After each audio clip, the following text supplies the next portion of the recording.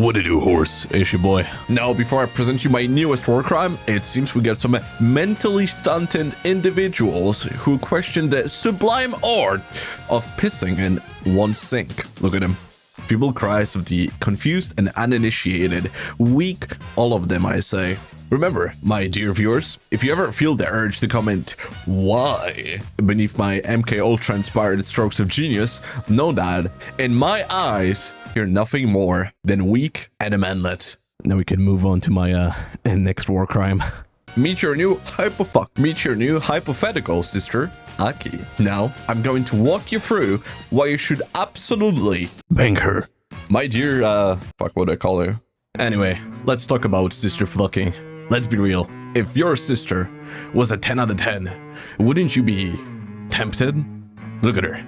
Imagine just for a second, she's your sister. You wouldn't? But I can already hear, Sky, that's disgusting. Sky, that's immoral. Hush, your discomfort, your outrage. It's not some divine mandate from within. Rather, it's a fabrication, an illusion spanned by the society. You've been conditioned, programmed to react in such a way, a pawn in the game you don't even realize you're playing. The repulsion you feel, the moral compass that's spinning out of control, these are not your own feelings. They are constructs, surgically implanted into your consciousness to keep you in line. Illusions of morality, a charade of decency. It's time we start questioning everything. What if I told you the reality you know is nothing but a construct designed to imprison your mind? What if the discomfort you feel is exactly what they want? It's time to wake up, rip off the blindfold and see the world rip off the blindfold and see the world for what it truly is. So, when I suggest the notion of a 10 out of 10 sister, don't just dismiss it. Take the Sky pill, ponder it, consider it, give it the thought it deserves. Society has this annoying habit of telling us what to do. Take your schizophrenia medication, to which I say, wouldn't it be really funny if you didn't? They say, don't bang your sister. I ask, why? Do you have a boner? Remember, chaos isn't a pit, it's a ladder, and a ladder is meant to be climbed. I mean, just look at her. If she was your sister, you're telling me you wouldn't want to, you know? Sky, you've gone too far. Have I? Or am I just challenging the status quo?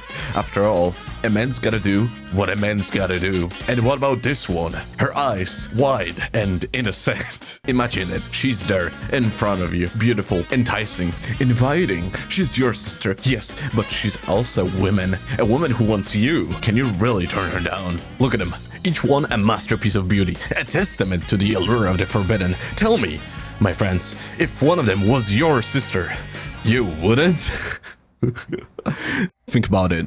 You're there, in the godforsaken jungles of Vietnam. You're a soldier, ostensibly fighting for freedom, a war that lost all of its meaning in its godforsaken hellhole. The air is thick with a stench of rot. Your uniform is soaked with a mix of sweat, rain and mud. You're covered in blood and shit, a living testament to the horrors of war. Your finger, trembling with fatigue, trace the worn and faded photograph tucked inside your helmet. It's a woman. Not just any woman though. This isn't some random broad you hooked up with before shipping out. No, this is her, your hypothetical sister, Aki. The picture falls back into place, nestled between helmet and hair.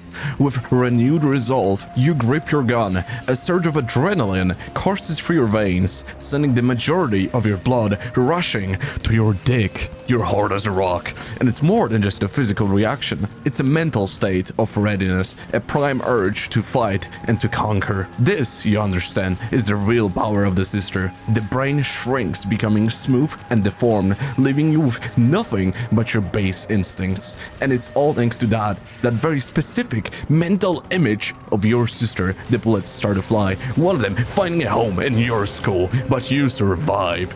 Your smooth, deformed brain, starved of blood, shrugs off the impact like it's nothing. And it's all thanks to you being smart. Not book smart, but street smart, jungle smart, war smart. You are a survivor, and no amount of bullets or bombs can kill a man who's already given himself over to the primal urges of his very being.